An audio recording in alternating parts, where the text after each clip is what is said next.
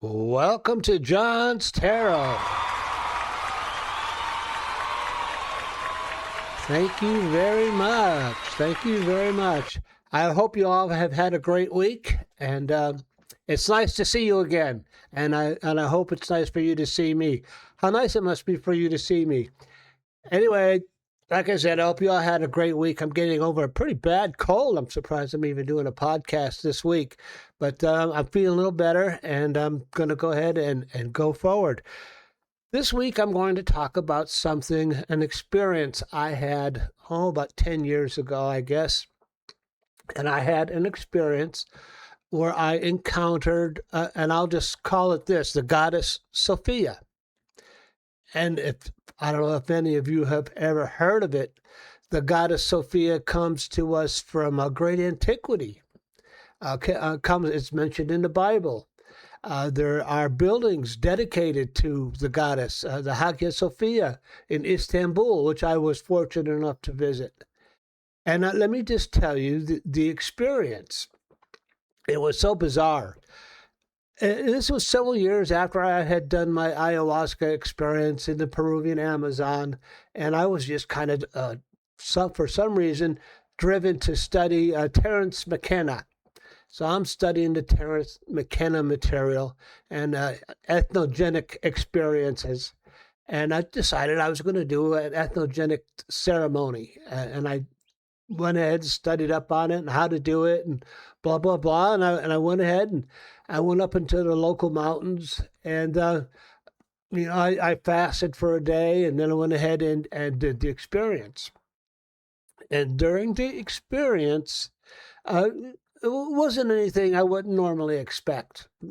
Just kind of bizarre things, machine people and things like that.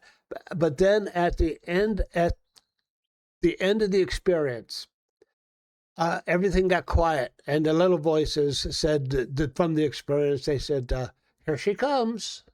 I said, "Well," and I had an experience with this entity.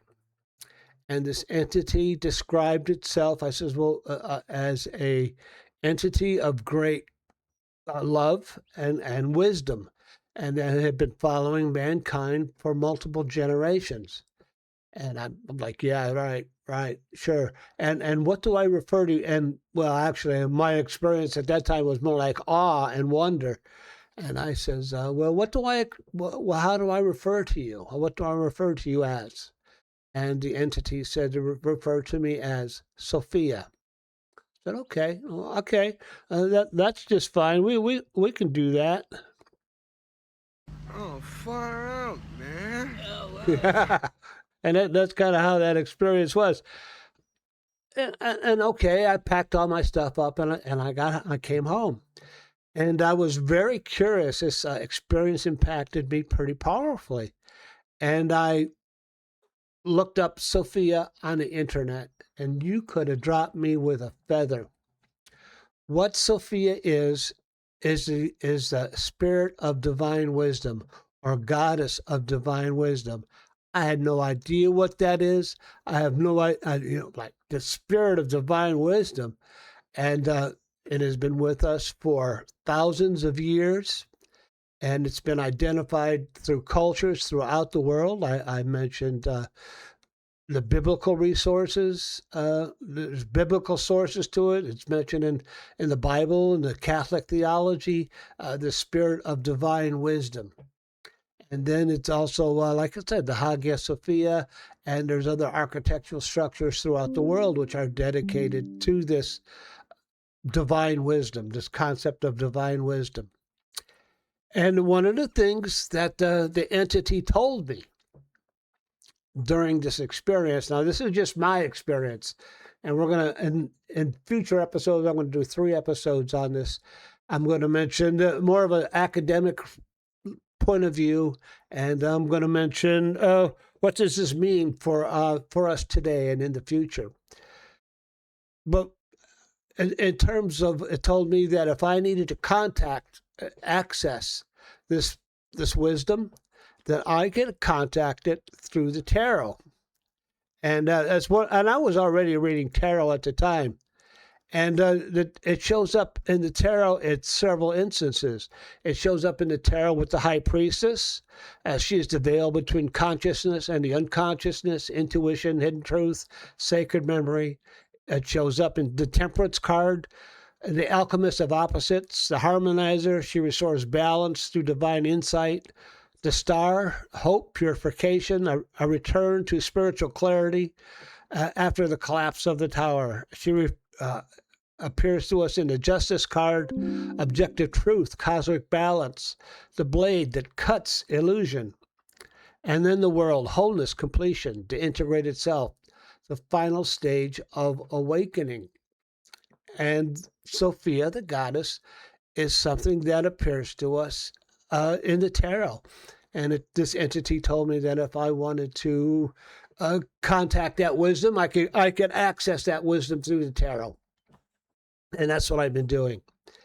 And then I had one other encounter with the goddess, and what it basically revealed to me was that it talked about divine love, and it talked to me about this sounds so bizarre.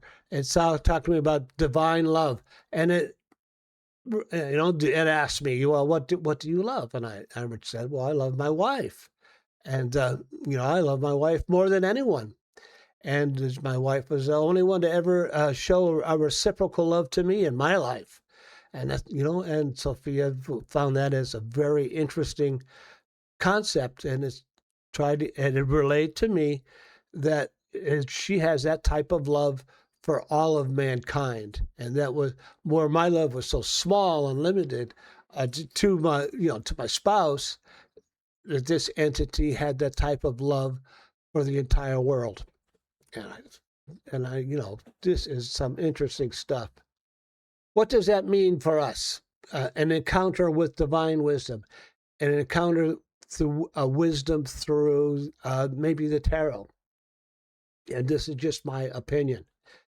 I think it means we are in very troubled times in terms of what's going on in our society, with our politics, with the little information bubbles we all live in.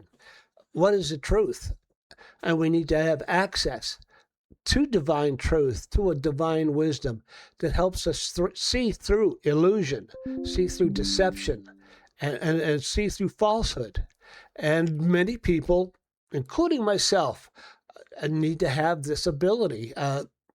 Now, I'm going to talk about it next week, not next week, the next episode, as a Jungian concept. Don't get turned off by that, but a scientific concept. But we need to have the ability to see through falsehood, to see through deception.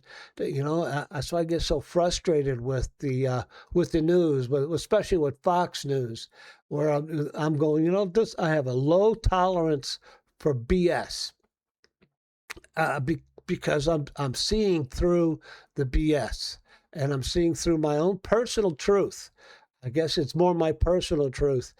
And one of the reasons I am doing this series has to do with helping other people wake up to find their own personal truth, to see through the illusion that our media is feeding us, our society is feeding us. And that is what this whole thing has been about, is how to wake up to a more personal truth and less bullshit. I'll just call it what it is. So, that's my experience. You can go ahead and send me an email or a comment on this, and just say that, and say whatever you want about my experience. But that was my experience in terms of my encounter with the goddess. And to this day, it's still a very impactful thing for me. I see the goddess as Gaia, Hagia Sophia. Gaia, it's more, has to do with the earth. It has to do with the cosmos. There is a Gnostic concept too of the Hagia Sophia, and I'm not going to go into it a lot. But let's say you're a Gnostic, you identify as a Gnostic. What is that? Somebody who identifies as an agnostic is somebody who's saying, "Well, I don't know. I don't know." So if you're identifying as a Gnostic, you're saying, "I know." I have proof. I have identifiable proof in my own life for the existence of Sophia. So that's how I identify a little bit as a Gnostic.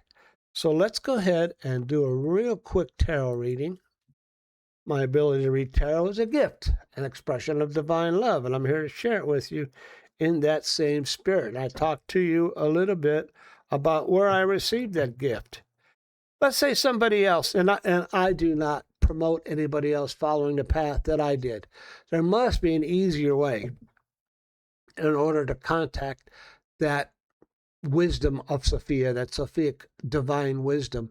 And this has been with us since Greek times even. The goddess Athena had that type of wisdom. The Egyptian goddess Isis also had aspects of divine wisdom. So these concepts are not new, and I'm not making them up. They've been with us for a long time. In our society, we just tend to ignore them. We have our limited ways of looking at divinity. And in our ways, if you just use that one Judeo-Christian method of looking at these types of issues, you're limiting yourself, in my opinion. So how does someone access the wisdom of Sophia without going through such extreme measures as I described? How does somebody access the divine wisdom of Sophia, or if you desire something closer, you might have to go ahead and you might have to go ahead and use the methods I described. Look up Terence McKenna and do a little study on him and figure it out. Because I'm not going to promote such a thing. How can an average person access that divine wisdom of Sophia? And I described the tarot cards as a great way of accessing that divine wisdom. How could somebody access, in our modern day, the divine wisdom of Sophia? Okay, I'll cut the deck and I'll see what we get. My first card is the Ace of Swords. The Ace of Swords. So I'm asking this question. Sophia, the divine wisdom of Sophia is now being defined as the Ace of Swords by the tarot. Truth, cutting through falsehood. The Ace of Swords also has to do with winning legal issues. And you see the sword, the mystic hand holding the sword, and then the crown, and the wreath, which is victory. So cutting through illusion is where you will find victory. That is the point of the Sophic wisdom, or the divine wisdom of Sophia. And then my second card, the Hermit. This is a journey. If you're going to take this type of journey, it's kind of a mystic journey, and a lot of this journey is going to be done by yourself, independently. There are people out there like me who can guide you, who have been down this road. And again, I'm going to point you to Terence McKenna. There's guides. But the journey itself, the journey to enlightenment, the journey to divine wisdom, the journey of awakening is a solemn journey which everybody must take on their own. And that's kind of a warning from the tarot. You embark on this journey. Part of that journey is on your own, and the journey of the Hermit. But the Hermit, you see, he has a staff of wisdom, and he has a lamp of enlightenment, and the staff of knowledge guides him. The enlightenment lights his way, and you'll receive some help along the way. And it's not that unusual of a journey, really. It's just unusual in our modern society. We just accept what they tell us, and nobody wants to take these mystic journeys. But there's people out there who will help you.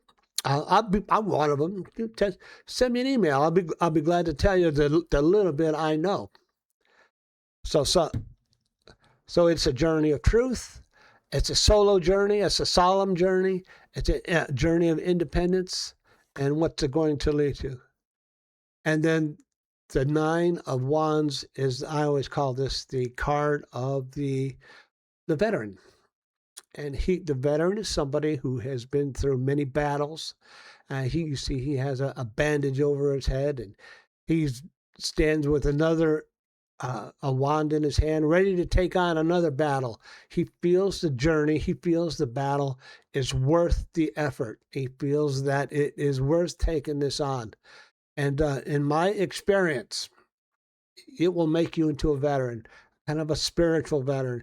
And was worth the effort for me to take on this journey in order to counter this type of Sophic divine wisdom. Well, we're going to go ahead and wrap this up for today.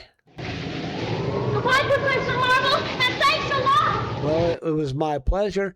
I hope you enjoyed today's little podcast, and I hope you turn in later on the week and catch my next podcast. We're going to spend the week on my next couple episodes on different aspects of the divine wisdom. So until then, be careful, be cool, be kind, and remember, have faith, find courage, and I'll talk to you a little later in the week. Okay, bye-bye.